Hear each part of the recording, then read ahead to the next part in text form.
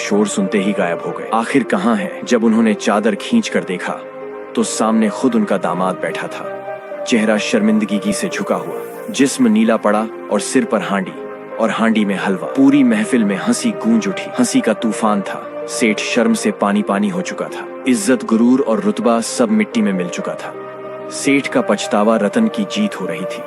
सास ससुर ने दामाद को घर के अंदर ले जाकर दूसरे कपड़े पहनने को दिए। सेठ की पत्नी को भी साथ किया गया और सबने सेठ के साथ उसकी पत्नी को विदा किया। जब वह घर पहुंचा तो रतन ने धीरे से कहा, सेठ जी, जो आपकी हांडी पर पहली लाठी पड़ी थी वो मैंने मारी थी, और जो चोर चोर चिल्लाया था वो भी मैं ही था। सेठ के कदम जैसे जमीन में धंस गए, आंसू आंखों में थे। उसने डरी हुई आवाज में कहा, रतन, ये तूने क्यों किया?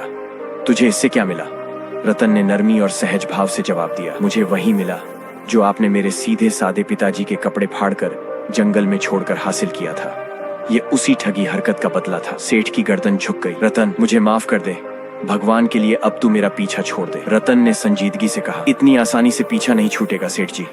मेरा आपसे वादा था कि जब आप मुझे नौकरी से निकालेंगे अपने नाक कान काटकर मेरे हाथ में रखेंगे। सेठ हाथ जोड़कर रोने लगा। रतन, नाक कान छोड़, जो मांगेगा दूंगा, बस मेरी इज्जत बख्श दे। रतन ने आखिरी शर्त रखी, वादा करो कि आज के बाद किसी भी गरीब को धोखा नहीं दोगे, किसी का मजाक नहीं उड़ाओगे। अभी के अभी मेरे हाथ पर मेरी तनख्वाह और 500 रुपए अलग से रख दो। सेठ ने फौरन वादा किया। तनख्वाह और 500 रुपए रतन के हाथ में रखे और अपने किए पर पछतावे के साथ सर झुकाए खामोश होकर बैठ गया। आखिर में रतन लाल वापस अपने घर चला गया। व्यापारी सेठ गंगाधर ने सच में जिंदगी भर का सबक सीख लिया। अब वो न किसी को धोखा देता, न गरीब का मजाक उड़ाता। दिल से तौबा की और रामू के बेटे से माफी मांगी।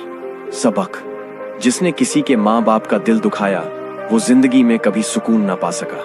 जो गरीब को जलील करे भगवान उसे दुनिया में ही रुसवा कर देता है, और जो सब्र करे भगवान उसे इज्जत, अक्ल और मौका दोनों देता है।